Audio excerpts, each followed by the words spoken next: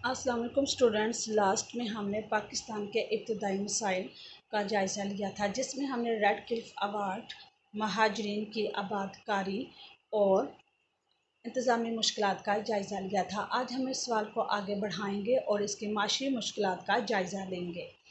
क़याम पाकिस्तान के वक्त पाकिस्तान को कई माशी मसाइल का भी सामना करना पड़ा। जहाँ बहुत सारे मसाइल थे, वहाँ पर पाकिस्तान को इकनॉमिक प्रॉब्लम्स को भी देखना पड़ा। आज़ादी के वक्त पाकिस्तान के ज़्यादातर इलाके पसमानदा थे। नकलो हमल और मवासलात की सहूलतें नाकाफ़ी थीं। अंग्रेज़ों और हिंदुओं ने जानबूझकर मुस्लिम आबादी वाले इलाकों को शुरू से ही पसमानदा रखा। यहाँ से वो अपनी फ़ौज के लिए जवान तो भर्ती कर लेते थे, लेकिन यहाँ कारखाने और मिलें लगाने की उन्होंने कभी भी ज़रूरत महसूस ना की। इस बदनीयती का अंदाज़ा इस बात से लगाया जा सकता है कि दुनिया की 75% पटसन मशरकी बंगाल में पैदा होती है, मगर पटसन के सारे कारखाने मगरबी बंगाल में थे और इस पर मुकम्मल कंट्रोल हिंदुओं का था।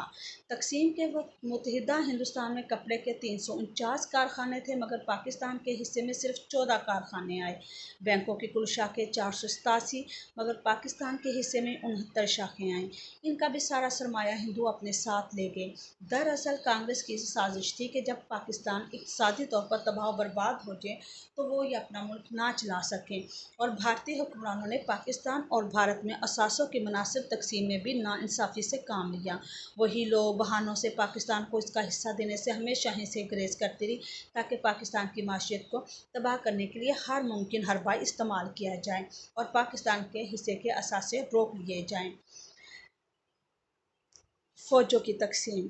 बरसगीर की तकसीम के बाद फ़ौजी असासों की तकसीम में भी इंसाफ से काम ना लिया गया। हुकूमत बरतानिया ने यह तय किया कि 3 जून 1947 के मंसूबे के मुताबिक भारत और पाकिस्तान में तमाम फ़ौजी असासे 64 और 36% के तनासब से तकसीम कर दिए जाएंगे।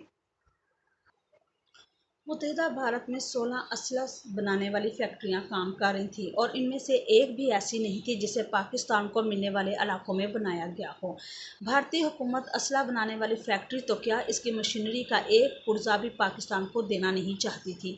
काफ़ी तकरार के बाद ये तय पाया कि असला बनाने वाली फैक्ट्रियों के हवाले से पाकिस्तान को 60 मिलियन रुपये अदा कर दिए जाएँ, ताकि वो अपनी असला बनाने वाली फैक्ट्री कायम कर सकें। आम फौजी असासों की तकसीम का जो फार्मूला बनाया गया, हुकूमत हिंद ने इसे मुस्तरद कर दिया, जिससे हालात मज़ीद पेचीदा हो गए और पाकिस्तान अपने जायज़ हक़ से भी महरूम कर दिया गया। स्टूडेंट्स, आगे हम पढ़ेंगे पाकिस्तान की ज़रई मुश्किलात। आप जानते हैं कि पाकिस्तान एक ज़रई मुल्क है और ज़रई मुल्क का ज़्यादातर इन्हिसार आपाशी पर होता है। पाकिस्तान बुनियादी तौर पर एक ज़रई मुल्क है जहाँ नहरी आपाशी के बगैर ज़राअत मुमकिन नहीं।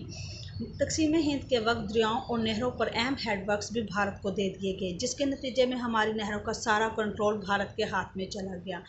भारत जब चाहता है पाकिस्तान का ज़्यादा या कम अपने मकदार को छोड़ देता है। अगर पाकिस्तान को पानी की ज़रूरत है तो वो पानी को कंट्रोल कर लेता है, जबकि अगर पाकिस्तान को में सैलाब के ख़तरात हैं तो भारत उसमें ज़्यादा पानी छोड़ देता है, ताकि पाकिस्तान को ज़रूरी मुश्किलात ज़्यादा हों।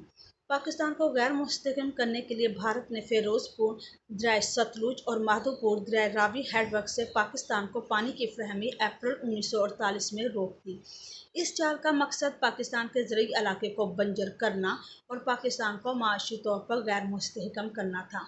चुनांचे 1960 में सिंध तास माहदा तय पाया, जिसमें दोनों ममालिक के दरमियान पानी की तकसीम का मसला हल हुआ।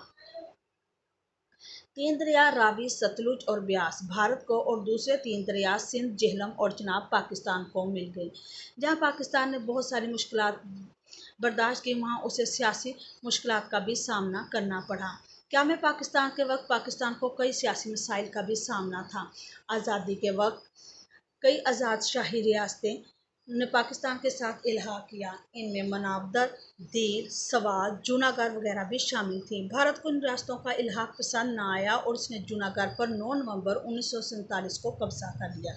इसी तरह रियासत कश्मीर पर भी भारत ने 1947 के आखिर तक कब्जा कर लिया। जब पाकिस्तानी कौम कायद-ए-आज़म की वफ़ात के गम से निढाल थी, भारत ने 17 सितंबर 1948 को हैदराबाद दुकन पर भी कब्जा कर लिया। इस तरह कदम कदम पर भारत ने पाकिस्तान के इस्तेहकाम के ख़िलाफ़ मुसलसल काम किया।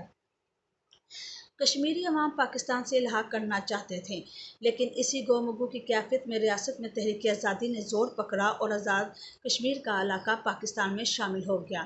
لیکن انڈیا نے ابھی تک مسئلہ کشمیر کو حل نہ کر کے یہ پاکستان اور اپنے لیے علاقائی سالمیت کو خطرہ بنایا ہوا ہے، جبکہ انہیں معلوم بھی ہے کہ یہ پاکستان کا علاقہ ہے۔ ریڈ کلف ایوارڈ کے مطابق تمام ایسے علاقے جو مسلم اکثریت کے ہوں گے وہ پاکستان میں ہی شامل ہوں گے۔